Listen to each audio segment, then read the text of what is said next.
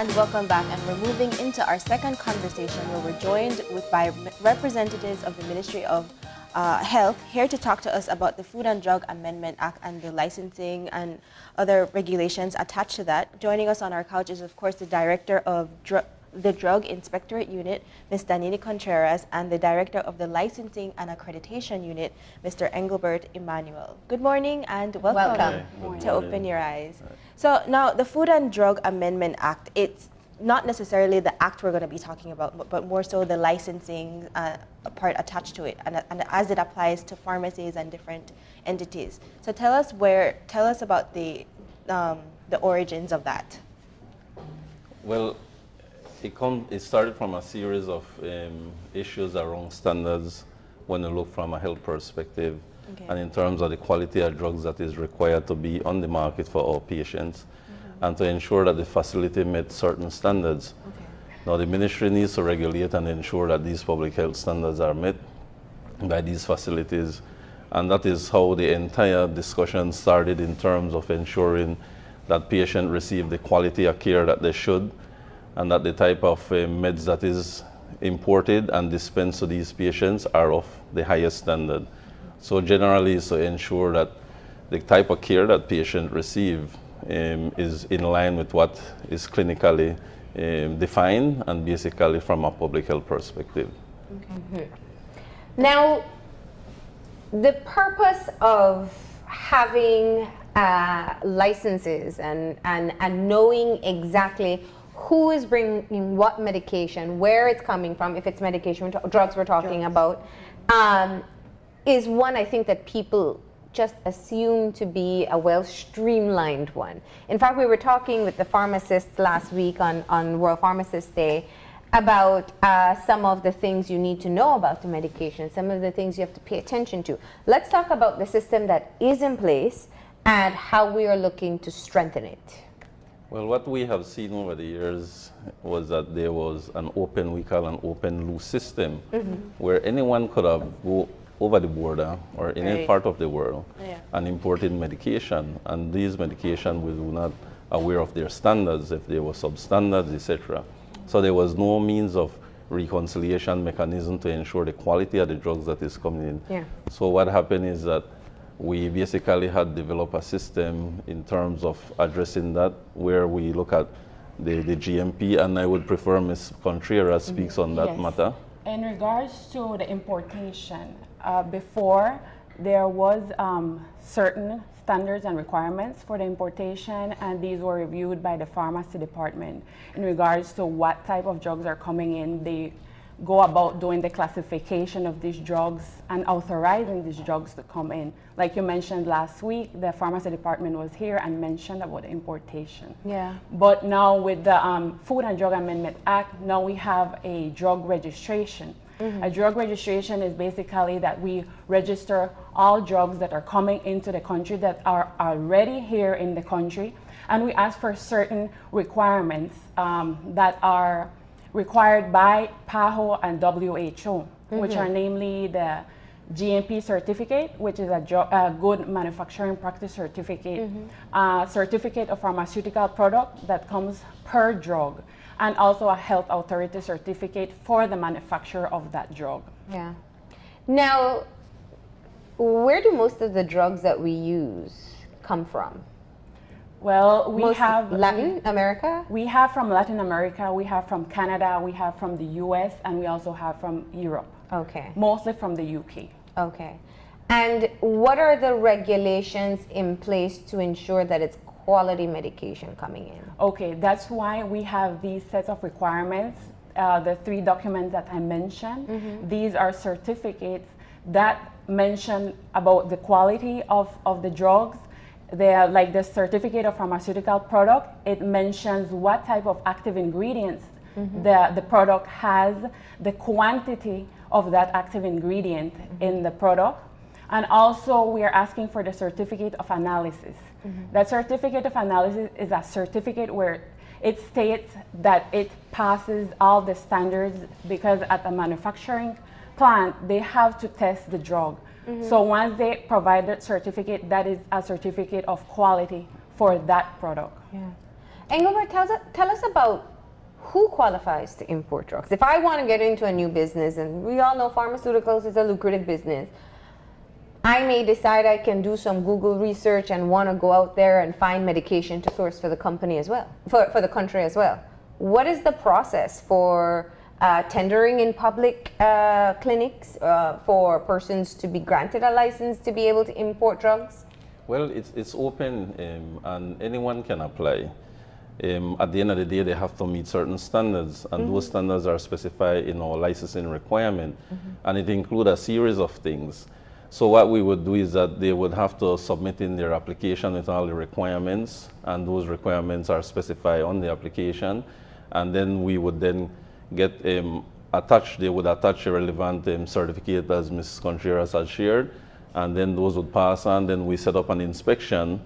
And once you meet those criteria, then we would then grant a license. So we do not have any specific group. I mean, we do not have any limitation to any specific person. Yeah. So it's an open process. Yeah. Now, what do you do to ensure, I mean, I'm only asking these questions because we've seen many challenges. We see counterfeit medication.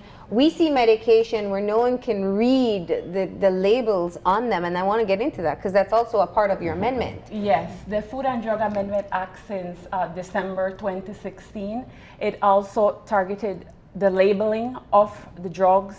There could only be two, either English or Spanish on the drugs, because during our inspections we found out that there were certain drugs that are in foreign language and that our patient cannot understand.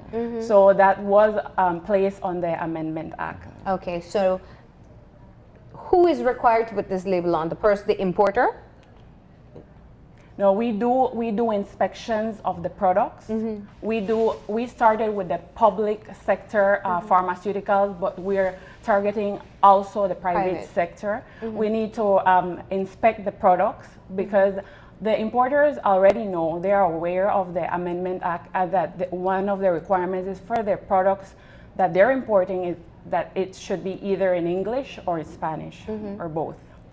Now, I have a question as it relates to the conversation with healthcare professionals and healthcare service providers, because I know right now in our country, there are a lot of doctors who work privately and who work for the hospital, and they got their, they qualified as a doctor years ago, decades ago, when Jesus was walking the earth. And they're giving patients these very outdated kind of medications, not because they don't want to try something new, maybe, but it's because that's what their practice is used to. And then you have newer doctors coming in with of course, fresher eyes and what is new, what is protocol and what's advanced and updated. And then you have the situation where there's a clash. Where does the conversation happen with healthcare professionals as it relates to offering medications that are relevant? Well, you mentioned in terms of protocols, there are clinical protocols.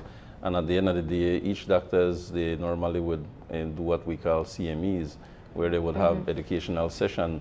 And within those sessions, that's where they should be discussing those new changes in terms of the clinical field. Now, we cannot, us in both of the unit, we have no kind of control over that. That would have to be by the Medical and Dental Council, I believe, in terms of what they discuss and the protocols that they have in place. Now we adhere to the WHO guidelines. So in terms of looking at our public facilities, our doctor has to adhere to our guidelines or treatment guidelines, etc., because it is being monitored. Currently, we do not have any authority to go into a health facility and monitor what they do in terms of the clinical care that they give to a patient. But in terms of other things, in terms of looking at the quality, we can go in and from a gentleman perspective, and assist them where necessary. But in terms of the clinical care protocols, I don't have much. In regards to the pharmaceuticals, we do receive alerts from WHO for recalls, for, let's say that they're pulling out a medication from the international market, and we also try to abide by these international standards. So once we pull that out of the market, then the availability of that product is no longer there. And how do you prevent the doctors who have their own personal connection? They have their own personal supplier from Guatemala or wherever. All products that are coming authorized into the country should go through the Ministry of Health, through the pharmacy department. So looking at how the amendment is made to strengthen what currently exists. The registry is obviously one of the first ones. You want to know what medications are being brought into the country, where they are. Are you also looking at price points? At this point, we are not. Just to find out what medications, Yes, right? That's the priority. Okay, so what does the requirement of a pharmacy or of an importer to be able to register what medications they have in country? Well, the first step is that they have to obtain a license from the licensing and accreditation unit. And as I said, there is a standard in terms of the specification that their facility is supposed to meet, and also the personnel who actually will be working there, the pharmacists. And once they meet those specifications, then a license is granted, whether it's a retail, a manufacturer, or a wholesaler. It is granted, and then the next step is for them to deal with the registration register of with the the drug. drugs, the same thing. The GMP certificate, the CPP, and the health authority certificate. Those three are mandatory requirements for them to submit, and then we do the evaluation of the documents. Now, one would assume that all these processes had been taking place already, but by virtue of the fact that you're here, that there is this amendment, it means that it is a new step that is being added in to ensure that we know exactly what is in the country and what people are taking. Well, actually, it started back in 2014 with a voluntary compliance by the importers. The ministry started requesting these three documents, these three requirements for the drug registration. But as I say, it was a voluntary requirement. Now it's mandated. Yes. Now, we spoke about registering. Is there a timeline that people have, or is it from this point forward? Well, actually, we have some drugs registered already. We have approximately 260 manufacturers registered in our database. So now, effective 1st November, the ministry is asking for any new pharmaceutical to abide by the statutory instrument, by the requirements that are laid on the statutory instrument. So there's two sections, main section, the licensing of the health facility and basically of the drugs. And in terms of the licensing of health facility, this has been ongoing for some time, again, voluntary. And now with the SI, it will be mandatory effective 1st of November. So we have had many pharmacists that have been registered with us, that have gotten a license, and who you can go to and you can see their license displayed within their facility. It must be displayed somewhere people can see. Yes. Yes, that's one of the first things we remind people. And the SI also addressed that in there, that they need to display it, prominently. And again, there are fines for not doing those things, because at the end of the day, we need to ensure that the public is aware that the ministry has certified these facilities to provide those services. Now, I think the biggest fear people have is that they're perhaps being sold substandard medication. What can you say are some of the mechanisms in place to ensure that the medication that is being dispensed in any pharmacy, any part of the country, has some sort of quality control to be effective for the patients? Well, it started with the importation requirement to the GMP and the other certificate that Ms. Contreras says, but also in terms of the storage is another important thing, because if you notice in Belize, there's a practice where we have pharmacies open and they just keep their medication in a warm temperature.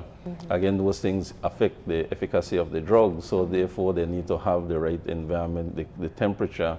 So those are some of the things that we look at closely, moisture and many other things. So we have to inspect the area, we have to look at the warehouses and ensure that they meet these standards. And this is the standard, Marlene, that we have, and we go out and we look at.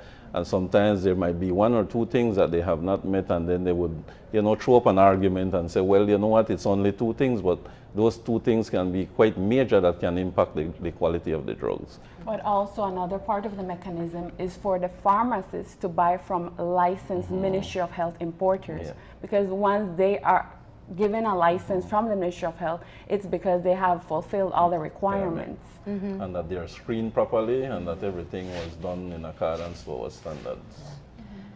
Does the Act include any kind of